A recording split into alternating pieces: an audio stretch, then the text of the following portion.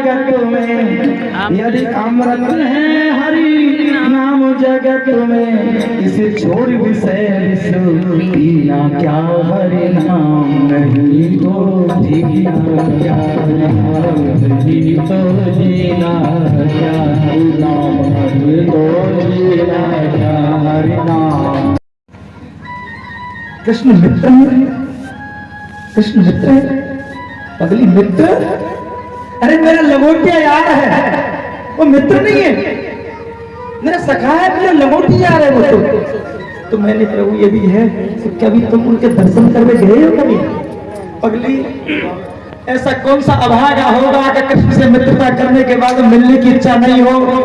लेकिन एक बता, कहाँ द्वारका, कहाँ मैं पोरबंदर में रह रहा हूँ, मैं तो यही से गोविंद के रोज दर्शन कर लेता हूँ, डेली कर लेता हूँ रोज। प्रभु कभी मिल तो आओ ना, एक आध जाकर के।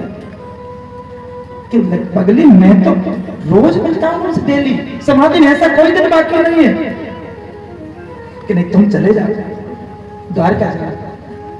अब द्वारका के लिए जबरदस्ती कौन कह रही है? सुशीला। तो वो जानती थी मेरे पति कि मैं जाऊंगा तो, लेकिन मित्र से मांगूंगा नहीं। और एक बात मांगूंगा नहीं, और मित्र के यहाँ, गुरु के यहाँ पर खाली हाथ जाना नहीं चाहिए। गुरु के यहाँ पर खाली हाथ नहीं आया जाता है, मित्र के यहाँ भी नहीं खाली हाथ। और गुरु के यहाँ से और भगवान के दरबार में भी, भगवान की कथा में ज्यादा नहीं तो पुष्प लेके आए, और बताएं और कुछ नहीं है तो अपने साथ एक किसी को साथ में लिया, फिर हरियाली हो गई, यानी कि नहीं एक साथ में और लिया। लेकिन हमारे पास तो कुछ नहीं होने की व्यवस्था नहीं कर, कहने लगा तो हो कुछ लेने के लिए भेज रही है, तो पगली मांगूंगा कुछ नहीं मैं। अब तो शिक्षा पत्नी दे रही है। वास्तव में धीरज, धर्म, मित्र और नारी आपत्काल रखिए। पत्नी को भी आपत्ति समय में, धीरज को, मित्र को, धैर्य को आपत्ति में, तो उन्होंने कितना सुंदर जवाब दिया है। किसे चक हो सारे जग को तेरा तू काम तेरे जा,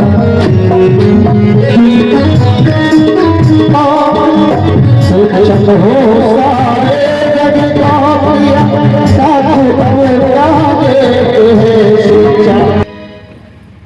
तो बामन को तो भीख मांगनी चाहिए, लेकिन आए मैं थोड़ी बोल रहा हूँ। देखो एक तो बामन होता है, ध्यान देना, एक पंडित होता है, एक विप्र होता है, विप्र, एक ब्राह्मण होता है, एक द्विज होता है।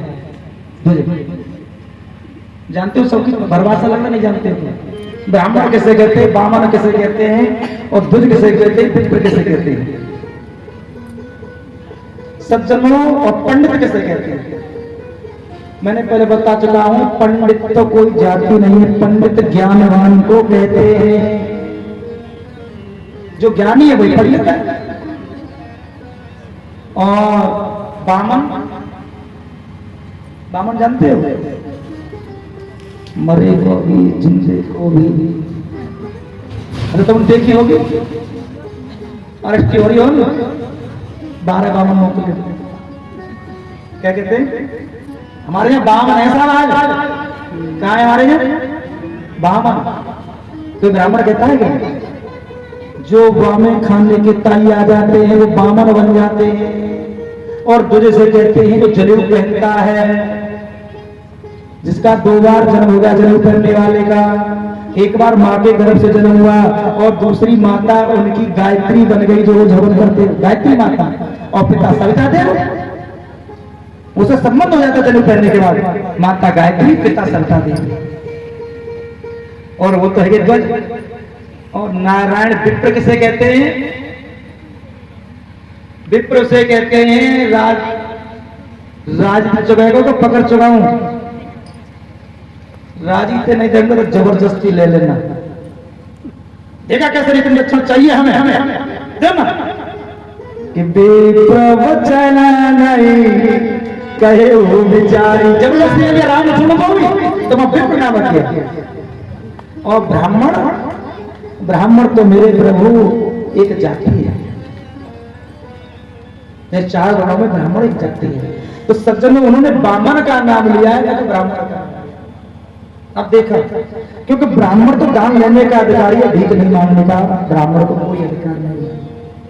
और तो स्वयं कहते हैं अपने आप, पगली मैं तो मस्त हूं। सज्जनों पूस का महीना है, सप्तमी का दिन है, आज जाने के लिए मजबूर कर दिया सुशीला ने, तो जाओ ना कभी प्रत्यक्ष दर्शन कर आओ। और लेकिन 5 घरों से थोड़े से तंदूर लेकर के आई और अपनी धोती से एक पल्लू फाड़ा और गौंट करके उसमें दे दिया कि मेरे पति तो नहीं कहेंगे,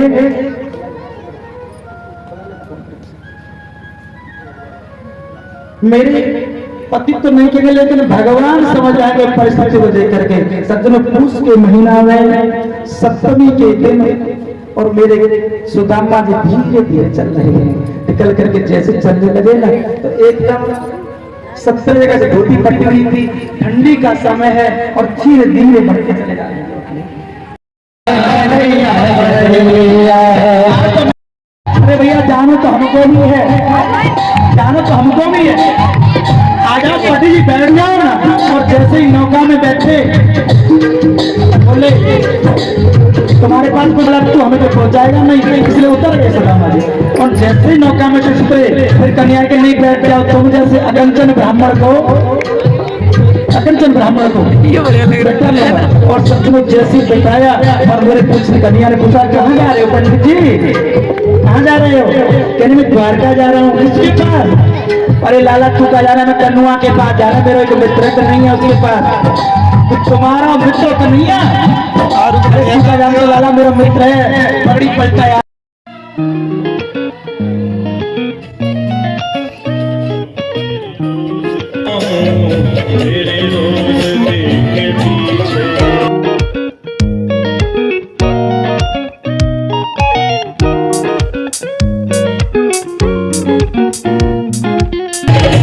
भटक रहा हूँ तेरी दोस्ती के पीछे।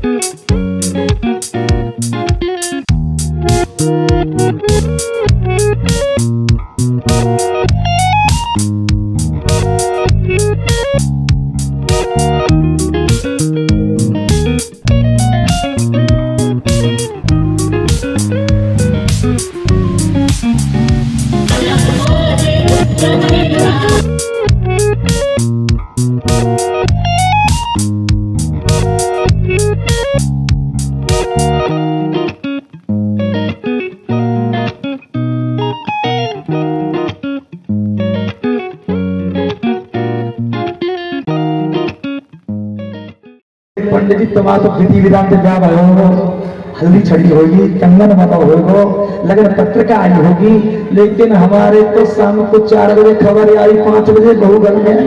ऐसे विवाह भाई तुम्हें मौका नहीं मिला बुलाने के लिए, लेकिन जब भाभी आ गई है तो कुछ न कुछ तो भेज, अपने देवर का भी कुछ तो भेजो होगा। अब बस इतनी रानी के सामने वो चावल कैसे निकाल के देंगे, बगल में कराई पड़े। बोले देख लाला, भाभी भाभी की बात हम बात कर लेंगे, देख हम तो पहले गुरु जी के आश्रम पर रहते, कैसे पढ़ते थे, कहा वो तो हमें मालूम है, लेकिन भाभी ने कहा भाई सुधा बोले वो मालूम है हटी बहुत है, एक बार जिस बात की हट पर जाके जगह माना, देख लाला भाभी भाभी की बात हम कर लेंगे। बात है अब जो भाई वो पहले बचपन की बात कर ले, एक बार देख ले बारिश आई थी, हम तो लकड़ी गिन रहे थे, कैसी ठंडी लग रही, दांत चल रहे, हाँ वो बात ठीक है, ठंडी लग रही, जो ठीक लग रही, लेकिन भाभी ने कहा भेजा है वो मानले में जो मानने वो कहे ना, लेकिन जो ज्यादा करे तेरी पोल खोल दूंगा। अब तो सब रानी बोली एकदम कि महाराज जी खोला जाए, जिनके पोल पे खोलो, तो मुझे कैसे थे बचपन में, तुम बता दो जिस बचपन में कैसे थे, क्या बताओ कि सबरे गली में चोर चोर कहलाते थे, चोरी करते रहते कि जी चोरी करते हैं, हाँ ये चोर है, पक्का चोर है, ये चोर का चोरी करता। और तो बताऊं तुम्हें, ये नंगे ढूंढते गली में, ओ एकदम सब रानी के साथ सब रानी मसला रहे। वो बोले वो ठीक है, वास्तव में भाई तो ठीक है, लेकिन सब जानते हैं बोले तो क्यों, तो वास्तव में बालापन जिए तो कृष्ण जैसा जियो, अगर बचपन में जीना है तो कृष्ण की तरह जियो, क्योंकि हर एक माता अपने पुत्र को क्या ना कहती है, देखो कितनी तिब्बता क्या ना मेरा बहाना मेरा बहाना, और जवानी जिए तो कृष्ण जैसी जिए। अरे वाह, कृष्ण जैसे बने फिर रहे हो, भगवान के बालापन में भी और जवानी में दोनों में आनंद है। बोले ये तो सब जानते हैं, लेकिन भाभी ने कहा दिया है, बोले जी माने को है और बस दिलाई पड़ी है मुट्ठी ऐसे।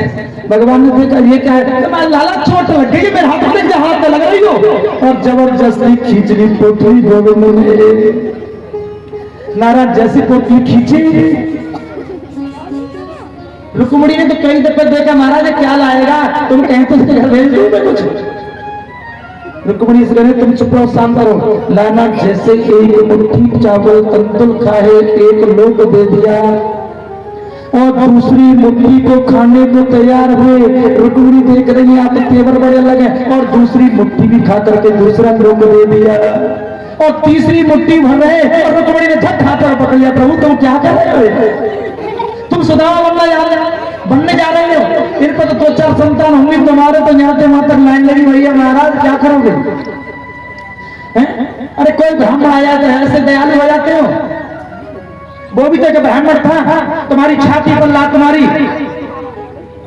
बस सुदामा रुक्मिणी की बात सुन के भगवान कहने लगे, एकदम कहने लगे रुक्मिणी तुम होती कौन हो मेरे और मेरे मित्र के बीच में बोलने वाली, वो भी तो एक ब्राह्मण था, तो तुम्हारी पापी को लेकर के तत्व को लेकर के आया था तुम्हारे विवाह के लिए, तुम्हारे विवाह के लिए।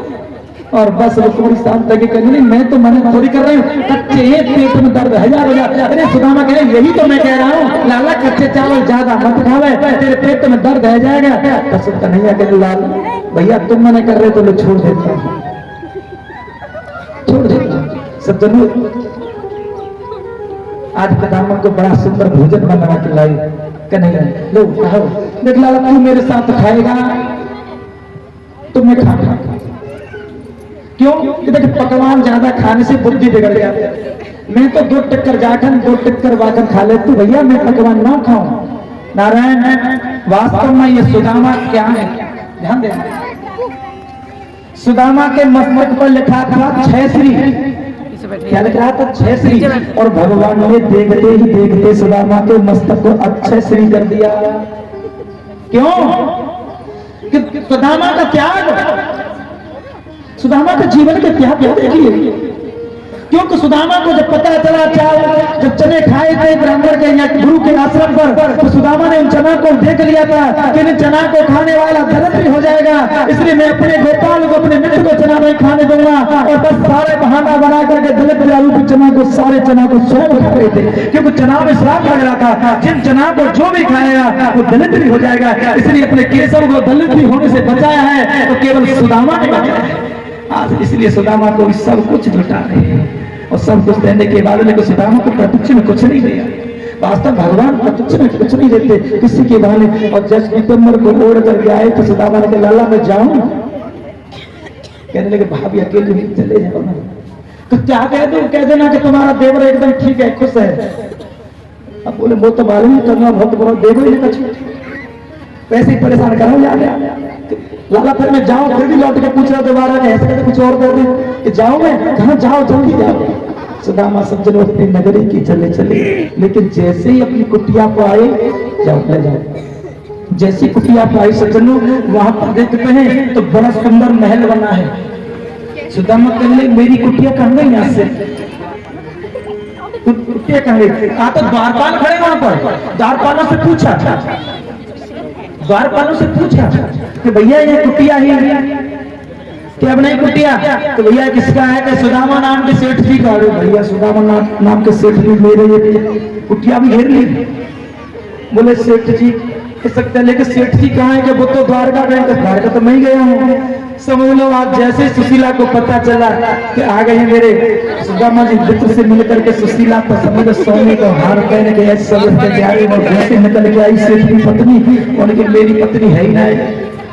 जब सुशीला सामने आई, सुशीला ने कहा महाराज जाओ मत, भगवान ने दिया है इतना कुछ। बस सुदामा फुट करो, मैंने सुशीला तूने मुझे इसलिए भेजा था, ले जाओ सोने की रोटी खाओ, चांदी की दाल बनाना, मड़ियों की चटनी बनाना, लेकिन मैं इस महल में नहीं रहूंगा। सुदामा उस महल को छोड़ करके चले गए। सज्जनों एक कुटी में रहने लगे। नारायण आगे चल करके बताया उन्होंने, हे परीक्षित तुम्हारे एक नहीं भगवान से तीन संबंध हैं। तो तीन संबंध मेरे हैं। तो पहला संबंध तो प्रत्येक जीव का होता है भगवान से, क्योंकि ईश्वर अंश जीव अविनाशी, ईश्वर का अंश है, जीव से संबंध है। दूसरा संबंध यह है कि तुम्हारी माँ के गर्भ में भगवान ने स्वयं जाकर के तुम्हारी रक्षा की। और तीसरा संबंध यह है कि तुम्हारी जो दादी थी वो भगवान श्री कृष्ण की सगी बहन थी। तीन संबंध हैं। अर्जुन के साथ विवाह हुआ था। नारायण आगे चल के 9 योगेश्वरों की कथा है और 24 गुरुओं की कथा। मौका नहीं मिला 24 गुरु फिर बता दे।